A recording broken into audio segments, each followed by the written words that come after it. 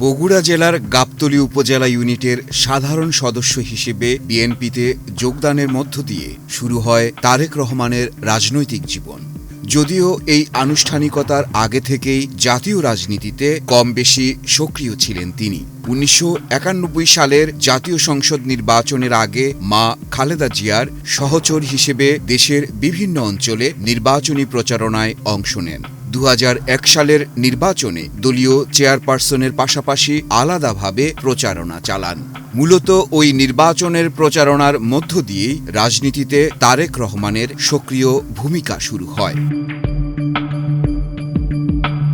পদ্মা সেতু, metro rail এবং elevated expressway নির্মাণের গর্বিত অংশীদার বসুন্ধরা সিমেন্ট। ২০০২ সালে তারেক রহমানকে দলের সিনিয়র যুগ্ম মহাসচিব পদে দায়িত্ব দেয় বিএনপির স্থায়ী কমিটি। ২০০৯ সালের ৮ ডিসেম্বর ঢাকায় অনুষ্ঠিত বিএনপির পঞ্চম জাতীয় কাউন্সিলে নির্বাচিত হন সিনিয়র ভাইস চেয়ারম্যান। ২০১৮ সালের ৮ ফেব্রুয়ারি আওয়ামী লীগ সরকার বেগম খালেদা জিয়াকে কারাগারে পাঠায়। ওই দিনই তারেক রহমানকে বিএনপির ভারপ্রাপ্ত চেয়ারম্যান করা হয়।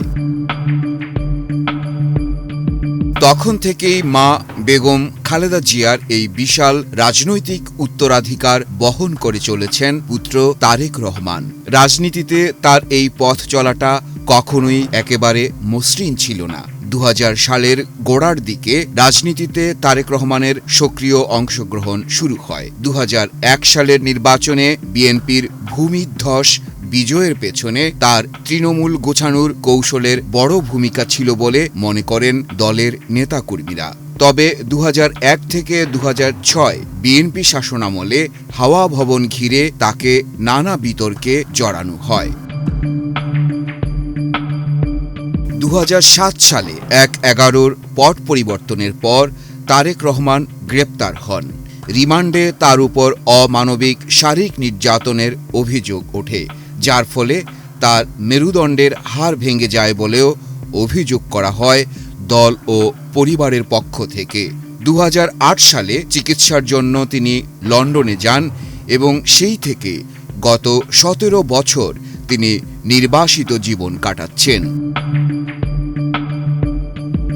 শারীরিকভাবে দেশে না থাকলেও অন্তত ১ দশক ধরে বিএনপির রাজনীতি আবর্তিত হয়েছে তাকে ঘিরেই। আর এই সময়ই দলটির উপর দিয়ে বয়ে গেছে বিরাট ঝড়। একদিকে বেগম খালেদা জিয়া সহ দলের প্রতিটি স্তরের নেতাকর্মীদের উপর চলেছে চরম নিপীড়ন, অন্যদিকে বিএনপিকে ভাঙার জন্য দলের ভেতরে ও বাইরে চলেছে নানা ষড়যন্ত্র। তবে প্রতিকূল এই সময়েও দলকে ঐক্যবদ্ধ রাখার একক কৃতিত্ব বলতে গেলে তারেক রহমানের। নিয়মিত যোগাযোগ, কেন্দ্রীয় নেতাদের দিক নির্দেশনা এবং ভাঙনের বিরুদ্ধে কঠোর অবস্থান, এই কৌশলেই দলকে ঐক্যবদ্ধ রাখার চেষ্টা করেছেন তিনি। একাধিকবার বিএনপি ভাঙার গুঞ্জন ছড়ালেও বাস্তবে দেখা যায় দলীয় কাঠামো অটুট রয়েছে এবং এখনও কেন্দ্র থেকে তৃণমূল পর্যন্ত দল একই সাংগঠনিক পরিচয়ে সক্রিয় রয়েছে। লন্ডনে থাকাকালীন সময়টা তারেক রহমানের জন্য ছিল নিজেকে নতুন করে গড়ে তোলার সময়। শুরুতে তিনি চুপচাপ থাকলেও ধীরে ধীরে দলের হাল ধরেন। বিশেষ করে ২০১৪ ও ২০১৮ সালের নির্বাচনের সময় এবং পরবর্তীতে বিএনপির সরকার বিরোধী আন্দোলনে তিনি স্কাইপ ও জুমের মাধ্যমে দলের নীতি নির্ধারণী ভূমিকা পালন করেন। এ বিষয়ে বিএনপির স্থায়ী কমিটির একজন সদস্য বলেন, ২০০১ সালের তারেক রহমান আর ২০২৫ সালের তারেক রহমানের মধ্যে আকাশ পাতাল তফাৎ। গত ১৭ বছরে তিনি অনেক পরিপক্ক হয়েছেন। লন্ডনে বসে তিনি উন্নত বিশ্বের গণতন্ত্র, আইনের শাসন এবং মানবাধিকার চর্চা দেখেছেন, পড়াশোনাও করেছেন। দলের প্রতিটি ইউনিটের সঙ্গে ভার্চুয়ালি যোগাযোগ করে তিনি দলকে ভাঙনের হাত থেকে রক্ষা করেছেন।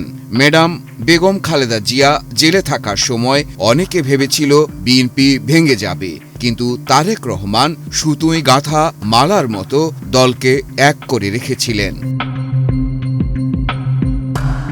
গত 5 আগস্ট ছাত্র জনতার গণ অভ্যুত্থানে পট পরিবর্তনের পর তারেক রহমানের রাজনৈতিক প্রজ্ঞা ও বক্তব্যের ধরন শুধু নিজের দলের নেতাকর্মীদেরই নয়, বরং বিরোধী রাজনৈতিক দল এবং সাধারণ মানুষসহ সবাইকে বেশ অবাক করেছে। তিনি প্রতিশোধের রাজনীতি থেকে বেরিয়ে এসে এক ইনক্লুসিভ বাংলাদেশের ডাক দিয়েছেন। মাহফুজ জুয়েল, বাংলাদেশ প্রতিদিন।